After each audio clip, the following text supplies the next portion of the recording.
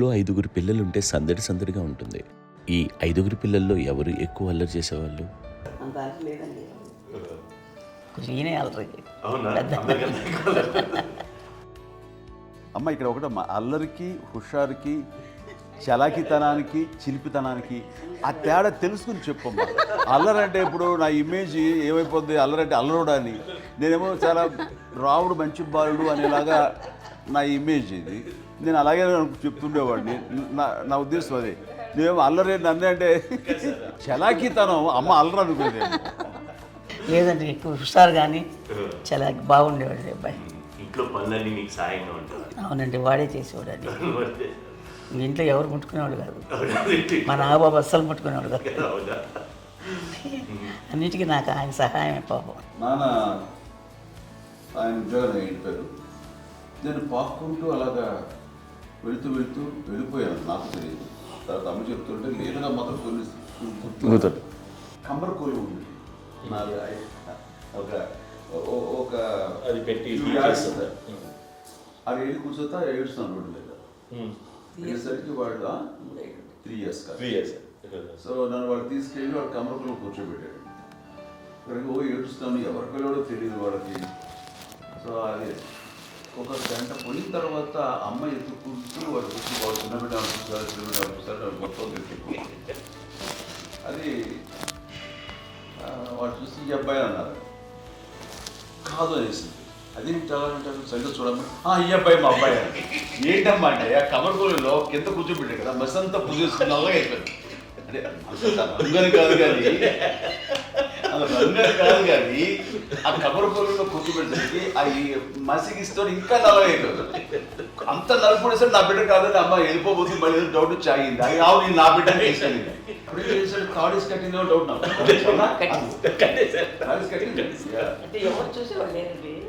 అమ్మేమో అల్లరి అనుకునేదండి, నాకేమో చిన్ననాటి మహాభాగవతంలో కృష్ణుడి క్యారెక్టర్ అనుకుంటాను. ఆయన మహానుభావులు అయ్యే వాళ్ళందరికీ ఆ లక్షణం ఉంటుందేమో చిన్నప్పుడు. కొన్నిదల కుటుంబ సభ్యులు మంచి రుచులను ఆస్వాదిస్తారని, మంచి భోజనాలని ఆనందిస్తారని అందరికీ తెలుసు. చిన్నప్పుడు వీరి ఆహారపు అలవాట్లు ఎలా ఉండేవి? ఇదేవి ఎగిరేవి ఇవి ఎవ్రీ డే 2 పూట్ల ఉండాలండి.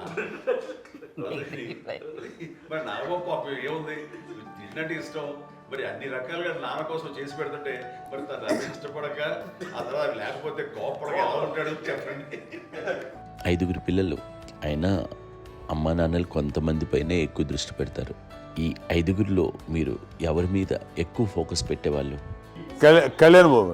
వాడంటే బాగా, అంటే వాడు ఏది తినేవాడు కాదు అసలు. ఆడికి ఏది తింటాడని ఇప్పుడు వాడికి నచ్చకపోతే, ఇప్పుడు నేనైతే నచ్చకపోతే చాలా గోల్ చేసేవాడిని. అన్నయ్యకేమో చాలా, అన్నయ్య ఏది పెట్టినా తినేవాడు, అసలు అడ్జస్ట్మెంట్ మెంటాలిటీ. నాకేమో నచ్చకపోతే చాలా గొడవ పెట్టేవాడిని. తిండి ఇది ఒక అన్నం, ఇది ఒక కూరలు తను వెళ్ళిపోయేవాడిని. అమ్మకు అమ్మతో తిట్టి నాకు వెజిటేరియన్ ఎలర్జీ ఉండేది, అంటే చిరాకు అనమాట. కళ్యాణ్ బాబు ఏంటంటే తనకి ఇష్టమైన ఫుడ్ ఉంటే తింటాడు సైలెంట్గా, బాగలేకపోతే సైలెంట్గా వెళ్ళిపోతాడు. అమ్మకి ఏమంటారండి, వదిలేమో తన తింటాడు, అటు నిశ్శబ్దంగా నిరసన ప్రకటించేవాడు. దాంతో వాడి గురించి చాలా ప్రొటెక్టివ్గా చూసుకునేది అమ్మ. పైగా చిన్నప్పటి నుంచి కొంచెం వాడు వీక్గా ఉండేవాడు, అంత బలమైన ఇది కాదు. దాని తర్వాత కొంచెం అందుకని అమ్మ వాడిని స్పెషల్గా చూసుకునేది. వాడు స్పెషల్ కిడ్ అయ్యాడు ఇంట్లో. మీ అమ్మగారు మీ అక్క చెల్లెళ్ళకి ఇచ్చిన సలహా ఏంటి? అంటే ఇండిపెండెంట్గా ఉన్నాం కదా అమ్మ, ఎవరిని డిపెండ్ అవ్వద్దు, మీ పిల్లలు నువ్వే జాగ్రత్తగా నేర్చుకో, ఎవరిని ఇలా చేయకు, ఇండిపెండెంట్గా పెట్టద్దు అని ఆవిడ మాకు బాగా ఎప్పుడు ఎక్కువ చెప్తుండేది. నాకు కొంచెం టఫ్ టైమ్స్లో కూడా ఆమె నీ పాటి నువ్వే ఉండాలి, ఎవరి దగ్గర ఉండదు, ఎవరింట్లో ఉండదు, మా దగ్గర కూడా ఉండదు, నీ ఇద్దరి దగ్గర మటుకు నువ్వే ఉండాలి. అది కష్టం కదండి అట్లా చెప్పడం. చెప్పారు, చాలా తక్కువ చెప్పారు. బట్ నాకు అదే ఇచ్చే ధైర్యం. ఇండిపెండెంట్గా అట్లా ఒకరి దగ్గర ఉంటే నీ గౌరవం తగ్గిపోతుంది, ఎక్కడ ఉండదు. అది చాలా నాకు చాలా ఇన్స్పైరింగ్ ఉండేది మాటలు. అది ఇప్పుడు కూడా అది చాలా హ్యాపీగా అనిపిస్తుంది అని చెప్పింది. అంతే కదా, మనకి ఏదైనా రోగాలు వస్తే చేసేస్తాము, దాన్ని మనమే. బట్ తగ్గించే వాళ్ళు, కన్సర్న్ చూపించే డాక్టర్స్ ఒక్కొక్క కింద కింద ఉండొచ్చు, కానీ పోరాడాల్సింది మనమే. నాకు సార్ కొంచెం ఏదో ఒక డిప్రెస్డ్ ఇదేదో వస్తాయి ఫేస్ ఒకటి, నేనేదో ఇంకా మా అందరి నుంచి నేను సపరేట్ అయిపోయినట్టు ఒక సిచ్యువేషన్ వచ్చినప్పుడు అమ్మ నన్ను పట్టుకుని I'm there for you. Yes, ఎవరు నువ్వు అన్నా ఎస్ అన్న ఫ్రెండ్స్ కానీ ఎవరైనా సరే ఎప్పుడు కూడా అలోన్గా మటుకు అనుకోకు, నేను ఉన్నాను. ఆవిడ నన్ను పట్టుకొని ఇచ్చిన అఫెక్షన్ లేదా ఫీలింగ్ అసలు బలం అన్నమాట. ఇంకా ఏంటంటే ఏమైనా చేయగలను నేను, పర్లేదు లైఫ్లో నాకు ఏదైనా సాధించగలను అన్న ఒక భరోసా తల్లి దగ్గర నుంచి రావడం అనేది నాకు ఎవరు అవసరం లేదనిపించింది. అంత స్ట్రాంగ్గా ఆవిడ support, very strong, very practical. అంత స్ట్రాంగ్ చేసింది నాన్న అని చెప్పండి. మా పిల్లల విషయంలో మేము కూడా మేబీ అంత స్ట్రాంగ్ కాదేమో, సెన్సిటివ్గా ఉంటాం, కానీ అమ్మ మటుకు చాలా స్ట్రాంగ్గా ఉండి మమ్మల్ని కఠినంగా ఇలాగే ఉండాల్సింది, ఇలా ఉండండి అప్పుడే మీరు నేర్చుకుంటారు. ఇక్కడ అమ్మ పాజిటివ్నెస్ గురించి ఇంకో మాట చెప్పాలి. అంటే తన బిడ్డలకే కాదు, ఈ రోజున మా రెండో పాప శ్రీజ కూడా తనకి లైఫ్ చిన్న చిన్న డిస్టర్బెన్స్ వచ్చింది. ఆ టైంలో కూడా తను ఏముందంటే అప్పుడు నాన్నమ్మ దగ్గరికి వెళ్ళాను, తను ఇచ్చిన భరోసా, తను ఇచ్చిన మాట వెళ్ళలేని ధైర్యం వచ్చింది నాతో. నాన్నమ్మ దగ్గర ఎప్పుడు కూర్చోస్తాడు అప్పుడే పాజిటివ్ ఫీలింగ్ వస్తుందని నాతో షేర్ చేసుకుంటాను. తను మాతో చెప్తుంటే అనిపిస్తుంది కరెక్ట్. అమ్మ ఏం పర్లేదమ్మా, లైఫ్ అంటే ఒకరితోనే అయిపోదు, ఆ ఒక్కరి వల్ల వాళ్ళ ఇన్ఫ్లుయెన్స్ తోటో వాళ్ళు మన మీద నియంత్రించడం కానీ మన బాధల్ని వాళ్ళు చేయడం అవుతాం. జస్ట్ నువ్వు నీ గురించి నీ మనసులో ఏదనిపిస్తే నీ గుడ్ ఫీలింగ్ ఏది వస్తుందో ఆ ఫీలింగ్ ప్రకారం వెళ్ళిపోదు. అంటే ఆ జనరేషన్ పీపుల్ ఎక్స్పెక్ట్ అలా కాదు, ధైర్యం ఉండి అందరికీ ధైర్యం బాగా నూరుకొస్తారు. ఫాదర్ కూడా, మా నాన్నగారు కూడా అస్సలు ఎప్పుడు అనేవాళ్ళు, ఎప్పుడు మీరు పెట్టే చెయ్యి మీరు ఎప్పుడు పైన తప్ప తీసుకుని ఎలా ఉండకండి, చేతులు పెట్టుకొని అనే అట్లాంటివి చెప్తుండేవాళ్ళు. అందుకని మాకు ఇండివిజువాలిటీ మాకు బాగా ఎప్పుడు కూడా ఒకళ్ళని అడగడం అని, ఈవెన్ బ్రదర్స్ని అడగాలన్నా కూడా మాకు అది పడిపోయింది మైండ్లో, కొంచెం కష్టంగా ఉంటుంది.